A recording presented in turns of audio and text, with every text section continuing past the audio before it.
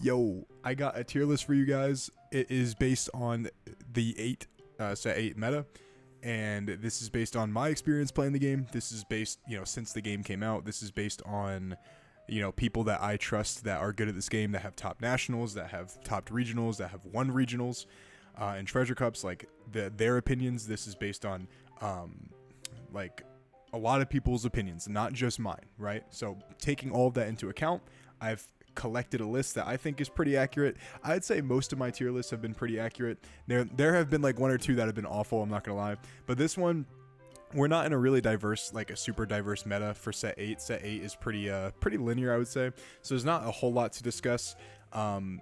It's more so like the rogue and meta contenders that you might disagree with, but please just listen to what I have to say. If you have any complaints, just let me know below. Alright, so it's already pre-built because I wanted to collect my thoughts ahead of time. The actual meta, the two best decks are Black Yellow Luffy and Lucci. Lucci is by far the best deck, and Black Yellow Luffy is obviously a counter to Lucci in theory. So that is why we were playing Black Yellow, or why we were putting Black Yellow Luffy and Lucci as the two best decks. Because if the best deck is Lucci and it's the most represented deck, then Black Yellow Luffy should be the second best deck because it just naturally beats Lucci. Now, also Black Yellow Luffy does beat, for example, Black, right? Black Luffy. It can beat, or it beats Reiju most of the time. I'm pretty sure it beats Zoro most of the time, or at least it's 50-50. I don't think Zoro's like heavily, I'm not sure. I haven't really tested the Zoro matchup too much, but they do have access to Diable Jambe, which could be bad, but the deck is a little bit bricky, so I'm not entirely sure, and they play pretty much no blockers. So these are the 6 best decks in the game right here. Lucci, nothing has really changed since last set, unfortunately, with Lucci, other than it just getting Jack, as well as like a better searchable 2k counter with Who's Who. It's just a really strong deck. It is very consistent at blowing up the board, and Jack is, for a lot of decks, they pretty much have no answer for it unless they have Red Rock or Rygo. Those are pretty much the only answers for it, other than double Ice Age, which is really neg. And just dropping Jack on curve just feels really bad. The only answer for Jack realistically is like to prevent Jack from being really effective, which is why Black Yellow Luffy, like I said, is probably the second best deck, because it is just naturally really good, right? Against Black, because it plays Sabo, and then Sabo protects your entire board. And if you can have enough turns of playing Sabo, it basically makes Black non-existent. Like, it makes their effect pretty much null and void to an extent, other than them gaining advantage through Gecko. I don't think we're in a format right now where people are playing Isho. I think because people are playing Jack and because people are playing Gecko, that they don't really have a whole lot of room for Isho necessarily. And if they do, it's probably like 1, maybe 2 copies, and most of the time Isho is not searchable unless you're playing brand new, which only, I'm pretty sure, Black Luffy does. But also, if you lose the dice roll, then Isho might be a little bit too slow. So because Red Purple Law is no longer playing, Red Purple Law is no longer a thing, and people aren't really playing like hand destruction, and the hand destruction that people are playing might be a little bit too slow depending on if they lose the dice roll or not, then you're getting to a point where Black Yellow Luffy is pretty much uncontested against Black, and his only bad matchups are, for example, I don't think Bonnie's an awful matchup, but I do think Bonnie's probably favored into Black Yellow Luffy because of the way that the way you have to structure your turns around his the Bonnie's leader effect. I think that's a little bit of a problem. Reiju, I think, can be good into Lucci because it's really fast, and Lucci might be a little bit too slow to remove. Very similar to Zoro, except for a little bit better than Zoro, in my opinion, because while it doesn't flood the board as much, the cards it does put out on the board are a lot harder to like actually get around, and it's a lot harder to play around them. It's a lot harder to remove them, and also with the draw power that they have, they can continue just like flooding out like 4 cost, 7 cost characters around there, 4 to 7 cost characters, and it's a lot harder to Lucci for Lucci to remove them. It's a lot of pressure for any deck really to remove consistently. So Reiju, a little bit of a high rolly deck. I do think Reiju will probably lose to Black. Reiju does lose to Black Yellow Luffy. I could see Reiju possibly losing to Bonnie, and then maybe Zoro as well, depending on how well Zoro does. It just depends. But because Zoro can flood the board like a ton and drain the Reiju's hand, if they don't see a bunch of cards that draw like the baby Reijus or the big Reijus, then Zoro could get off to a really good start and just like kind of pressure down the Reiju more than they might think. But I think Reiju might be favored in that matchup as well. Zoro is a really good deck. Reiju is a really good deck. It just depends on like what like the skill level of the player is, what their like their deck list is looking like, and just like what they draw. And I feel like that's why they're meta contenders, and you can't really put one above the other because all of them have like really strong benefits that are different than some of the other decks. So for example, Bonnie's really good in like the late game. Reiju and Zoro are really good in the early game. Black Luffy is just kind of overall just a good deck, and it kind of low-key doesn't counter Lucci, but it can be good into Lucci. And also just generates a lot of card advantage because they play like the value Gecko engine. They play things like Kuzan. They play like big bodies like Jack and Robin in combination with each other can pretty much kill anything. It's just really powerful. So all of these decks have strengths that, depending on like how the game plays out, they could very well like win a regional or win like a bunch of games and get into the top cut. That's why I put all 6 of these decks at the top, whereas the other decks that are in Rogue are the decks that you'll see like in the top tables, but you won't see them consistently in the top tables. And we'll talk about Perona first. Now, I think from what I heard, Perona in set 8.5 is someone said the best deck. I'm not entirely sure if that's true or not. This is just what people are saying. Guang Rong, the guy who won Worlds, said that Perona was the best deck in 8.5. I don't have enough research to tell you otherwise, but if the best decks are black, Perona's always been pretty good into black, because it has the late game of green with the unKOable effects, and it has the late game of green and the late game of black, as well as having access to Sabo, and obviously its leader effect is pretty good. So I think Perona will be a contender. I think it's pretty good. I don't know how well it does into the other decks right now. We'll see, but I'm not entirely sure. Kaido, another deck. You have to really high roll with Kaido. If you're seeing this, you'll see my Kaido thing that came out recently. I think this deck, if it draws really well throughout 10 rounds, will easily, I don't think it'll win a tournament, but it'll easily get like a top 16, maybe even a top 8 if it gets really lucky. Because you can really high roll with this deck and like catch people not off guard, but like just overwhelm people with the amount of card advantage you can get with Queen and Reiju, on top of them having to waste a lot of resources to counter out of a bunch of 9 or 10k or 12k attacks. So it kind of weighs on you. Same with Red Purple Luffy. Red Purple Luffy is very similar to Kaido in that regard, where it's like it can consistently spit out a bunch of really big bodies that are hard to answer. And now with the addition of Purple Linlin, it's technically a 4-life leader, so it gets a lot better. However, it plays so many dead cards. It plays so many dead cards that it's really hard for it to like sometimes survive. But it has a lot of good matchups. I would say it's probably pretty good into something like Bonnie, for example, because it just plays so many bodies that, and it also plays 12 cost Shanks too to kill things like Zoro. So like Bonnie can't really pressure it too much. It's probably good into something like Reiju as well, because they don't really play with a whole lot of Dawn. And you can ramp, so you can be basically an 8k or a 7k leader basically the entire time. But I could see Reiju actually beating it, because they play things like Pudding if you try to get too greedy, and then if they get Ichiji on curve, it's probably pretty tough to take that down, early on, and it can just keep draining resources. It's hard to say, but I will say it can high roll really, really hard, and then just overwhelm you with a bunch of like just brute force power. And I think that's where this deck's strength lies, and it's very similar to Kaido in that regard. So if these two decks can get rolling, I feel like they can easily make like a top 16, maybe even a top 8. Like I said, I can't see them winning, but I can see them making it into like a high placing for a tournament. I'm not really a believer in any leader that can't attack, which is why I can't think of his name. Egghead dude, this guy. I can't think of his name right now for whatever reason, but I don't necessarily believe in him, but I saw someone win like a flagship or something with him, so I don't know. There's a lot of cope with him too, and he seems fun. Like, he seems fun to play, so I think a lot of people will play him just for like fun. And if someone's really good and they get a little bit lucky, and then also if people don't know how to play against it, I think you can probably get like a top like 32 or maybe a top 16.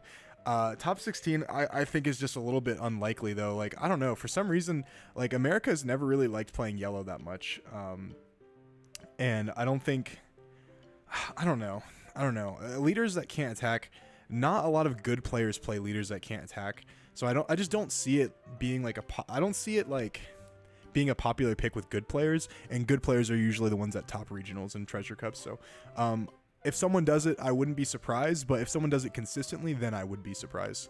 Same with Purple Luffy. I think Purple Luffy has a lot of really good, strong mechanics where it's like its early game is much better than Kaido's, but its late game is worse than Kaido's because it doesn't have access to 10 cost Kaido. I do think it has a lot of things. It has things like Magellan that it can play that could potentially beat Luffy. Lucci. It does play the hand rip law that can beat Black Yellow Luffy potentially, if depending on what it rips out. It's just a solid overall deck, and purple is getting stronger and stronger as the game progresses. So I wouldn't be surprised. I did see someone, I think top 32 or top 16 with purple Luffy. So I wouldn't be surprised if it did get into the top cut, but I don't think it's that great necessarily, which is why it's in Rogue, right? If you see it, you should be a little concerned, but you shouldn't be like, oh my god, I'm gonna lose to to purple Luffy. It's not normally the case. Carrot, same thing. Carrot has basically the same exact deck for the most part as Bonnie, except its early game is a little bit better. It can stun basically everything for the entire game if you kind of let it out of control. Funny enough, it's very similar to like purple Luffy and Kaido, where it's like if you let that deck get going, there's almost no stopping it, because if your entire board is just completely wiped, like if they go like carrot, freeze something, then the next turn they play like another carrot, or they play like the card that freezes 2/5 costs, and then as well as have carrot on the board, and they freeze those things, and they're just eating at your life. And then on Tendon they go Doflamingo and stun everything and keep eating at your life, and then the next turn they go like Electric Luna and keep everything stunned and then eat at your life. There's just a lot of things that can like it can really high roll you, and when it does, it feels fantastic, but when it doesn't, it feels awful. So it doesn't have the late game, like it doesn't have like the Punk Gibson effect that Bonnie has, which is just really strong and makes you sequence really weird. But it does have a lot of really good stun potential, and I think it's like 1 or 2 cards away from being, I think, actually like really good. Calgra, I think another funny enough, all these rogue decks are kind of high roll now that I think about it, other than the last 2 that we'll talk about. But Calgra and Pudding are very high roll decks as well. Like I said, if you let them get out of control, Calgra is very fast, which can actually beat. I think Calgra could beat Lucci, but I think Calgra probably loses to black Luffy, unfortunately, or I'm sorry, to Black Yellow Luffy, and then it probably also loses to. It probably also loses to Zoro and maybe Reiju, which is why it's probably keeping it down. But Calgra, because it plays so many bodies so quickly at the cost of its own life, it can flood the board heavily. And because they have access to a bunch of 2Ks and then El Thor, as well as their characters are pseudo blockers, because they put so much pressure on you that you have to try to remove them to like kind of breathe a little bit. So they have more life than you think. They also have access to Nolan, which lets you heal. Like I said, El Thor is like a rad beam, which they always have pretty much access to pretty much immediately. So like the deck is more tanky than you might think, and it spits out a bunch of bodies. It plays Ohm Holy. It plays Rationale possibly. Some of them do, some of them don't. But I've seen ones that do. It plays things like Amaru that can really end games early. It's a really interesting deck that has a lot of potential. I think it's pretty underexplored, and like I said, it's pretty high rolly, and it can flood the board easily with a bunch of big characters that you can't really get rid of that easily because they're usually 6K and above. And it can just end the game before you're ready. So Calgra is a rogue deck. Same with Pudding. Pudding is very, very linear, I would say. It pretty much doesn't do anything for the first couple turns. It plays Viola turn 1, maybe. Turn 2. Well, normally actually it doesn't even play Viola turn 1. Turn 2, it plays Viola. Turn 3, it plays the Katakuri. And then they just start dropping 10 moms over and over again, in theory. But the deck really struggles with like counter power. It has a great late game, but if it gets, to a really... Oh, I forgot King on here. I don't think King is on here. I think King's bad, by the way. I think King is in You're Having Fun. I don't think it's Rogue. Now that I think about it. I'll talk about that in a second. But yeah, I think it's very similar to King, where it has a really great late game, but if you just suffocate them early, then it just fizzles out and dies. I think it has some really bad matchups, like I said, and I think probably Lucci's decent into Pudding. I think Black Yellow Luffy's probably pretty good into Pudding. I think Zoro and Reiju are definitely good into Pudding, and because those are 4 of the best decks in the meta, I don't think Pudding can really contend very easily, because I think all of those matchups are either 50-50 or unfavored in Pudding's favor, or in Pudding's side. So I don't really believe in Pudding too much. But if it did get, like I said, if it did high roll, then I wouldn't be surprised, because it's very, like, if you drop a 10 mom on turn 3, like, it's pretty, it's pretty good. Like, sometimes you just don't have the ability to deal with them and they can just kill you. But I would say most of the time it's not like that. Because you ramp, the problem with pudding is because you ramp so quickly, sometimes you just don't have, sometimes you can't find the cards you need to actually ramp into. It's kind of the problem with Kaido, where it's like, yeah, you ramp to like 10 Dawn, but like, what if you have nothing to play on 10 Dawn and you have like a suboptimal like 7 or 8 Dawn play? It's like you basically ramp for nothing. Katakuri, I think Katakuri just loses to a bunch of pressure again. It loses to Zoro, it loses to Reiju most of the time. It probably loses to Black Yellow Luffy as well, and then it probably also loses to Lucci. So like, because Katakuri is not good into the majority of the decks in the meta, I'm pretty sure it's probably not good into Bonnie either, funny enough. Because if they play Zoro on 9, you're pretty much just dead if you play 10 Mom. Especially if they go like, if they go on curve like Arouge into Cavendish into Hawkins into Zoro, like it's just over. So Katakuri, it's always going to be a strong deck in my opinion, because it's really scary playing against a 7k, pretty much a 7k attacker every single turn, as well as like them trashing your life and playing big bodies. But realistically, when you like break it down, I don't think it's that great into the majority of the meta, which is why it's rogue. I could see it playing against a bunch of other rogue decks and beating them, and then playing against like 1 to 3 other meta decks, throughout a tournament, and then maybe beating like 1 or 2 of those, and then like being like a 7-2 or 8-2 or 7-3 type of leader, and then get into like a top 64, and then I wouldn't be surprised at that. And then obviously same as actually set 7, but these 2 blue decks right here, they're so good into, in my opinion, they're really good into Black Luffy, and they're really good into, or Black Yellow Luffy, and they're really good into Bonnie. They're probably also really good into Zoro too, because they can battle their removal as well as build a board on top of it, and they have hella removal and triggers to bottom deck, pretty much every card that Zoro plays. And then because Black Luffy doesn't have the removal nearly as good as, like, they don't play things like a Tempest Kick, they don't have like crazy like removal plays like Lucci does, I think Black Luffy is not as good into these decks as Lucci, so there's a chance for Dofi and Boa to both beat this deck as well. So if that's the case, then they'll have a favorable matchup into 4 of the 6 best decks in the game, which is Black Yellow Luffy, Black Luffy, Bonnie, and then Zoro, just because of their removal and just because they're able to build a board pretty quickly. Like I said, they have different skill sets, so if they do play against those decks, I could definitely see one of those people winning, or not winning a tournament, but placing really high. Now Dofi in set 8.5, much different story, obviously same with Boa. However, I did say in set 7 that Boa, if it played its most favored matchups, then it would win. It would do really good. And Boa did win, I think it's a Treasure Cup or a regional in Australia. I think it's like TAC Games, and it played against most of its favored matchups. So yeah, like I said, like if like blue is a really strong like counter color for a lot of these decks. The problem is blue is pushed out by black, but if blue does not play against any black, they can pretty much beat almost any deck in the game. They just have to just not play against black, and that is possible depending on, like luck, and then depending on the popularity of like a black deck. But yeah, like it's pretty much just Lucci that's bringing this deck down. I don't think Black Luffy is that. Black Luffy's probably good into it still because it spits out shit with Gecko Moria, but it's probably not as good as like as Lucci is. So that's why I think like these decks can kind of sneak into the meta. Now the ones you're having fun with, there's some decks in here that are questionable that people are probably like wondering why I have them in there. So for example, Marco. I don't think Marco is very good at all.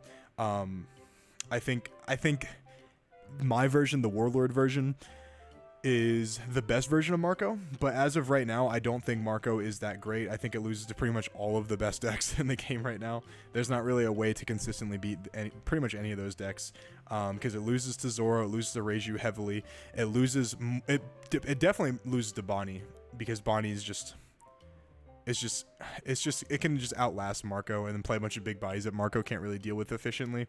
Obviously Lucci and Black Yellow Luffy are probably really good into it. Black Yellow Luffy, the only thing you have access to is pudding. That really stops them. But other than that, like, you're a very fragile leader. Your leader effect doesn't stop you from taking pressure. So if they just go like ace, like go play ace, make their leader a 7k for the turn. Technically he's a 9 turn with a 9 Dawn if he has 2 Dawn attached to him, and go 7-9. You're already doing 2 damage. You take your first damage for free. Now you're sitting at 1 life, and you have to deal with Luffy when he has like, 7 cards in hand with, a blocker. It's just really tough.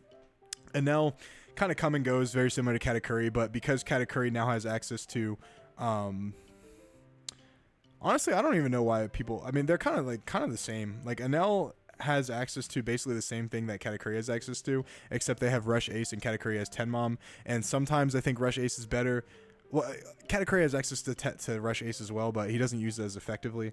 And sometimes I think that Big Mom is better than Rush Ace, but it just depends on the meta. I think because Black Yellow Luffy is in the meta, I think technically Tenmom is better because you trash a life and you don't give them the resource, and it's a bigger body as well. But then again, you're also doing them a favor. It's kind of hard to say, but I just don't think Enel is that great right now. I don't think Yellow is that great right now. If you can see, like, all the best decks are not Yellow except for Black Yellow Luffy, which is pretty much just Gecko Moria. It doesn't play anything like Yellow. It has literally nothing that like Katakuri or Enel plays. I'm trying to think some other things you guys might question. Gecko Moria, there's just not really a reason to play Gecko Moria right now, other than like just having fun with like because you like Gecko Moria. But like if you're gonna play a black deck, it's just Black Luffy and Lucci are just so much better for this meta in particular that it doesn't really seem like there's a reason to play Gecko Moria because it can't really utilize like some of the support that Black got in set 8, which is actually really good. Like it doesn't work as well with Jack because they don't have access to like Great Eruption and they only have Ice Age and I mean, technically they have like Hina and things like that, but it just doesn't, it's not as good. It's just not as good. So you're having fun. It's not, I mean, technically it could be Rogue. We can move Gecko up to Rogue, honestly. I think Gecko, it could be like the bottom of Rogue. There's a case for it.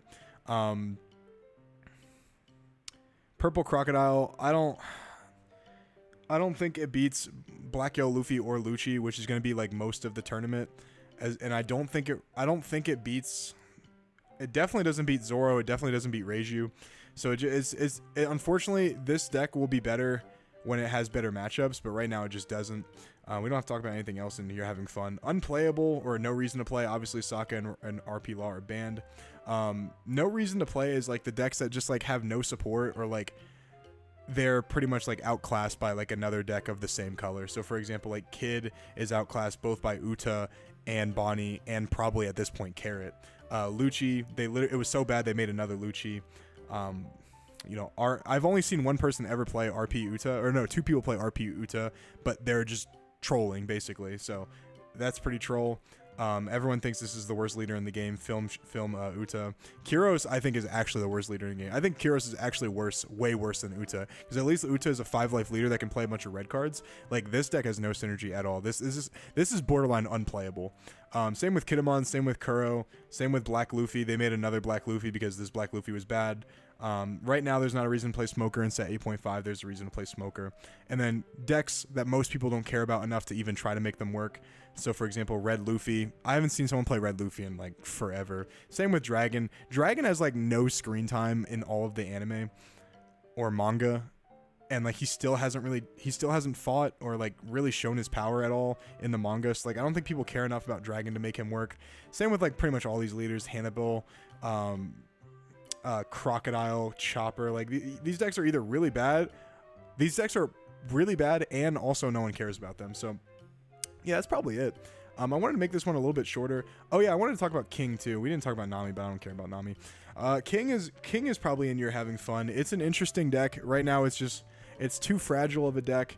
I don't think people have gotten the deck figured out as well, but even if they get it figured out, I think the highest it can go is Rogue, because it just doesn't do anything consistently well, and it's just a little bit too.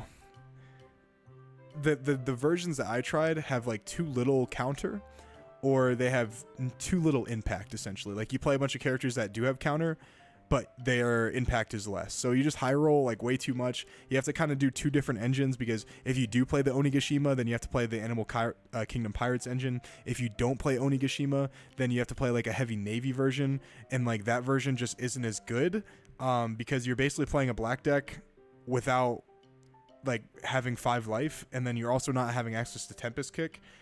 And then like the purple cards you do play are just like very late game, but if the board gets out of control in the early game, then you automatically lose anyway for your late game. So like that's the problem with King right there, which I just don't see him on here. But Yeah, that's it. Let me know. I think this is pretty accurate. I mean, unfortunately, a lot of these decks are just kind of copium, but yeah, let me know how it goes. Or let me let me know if you guys agree. See ya.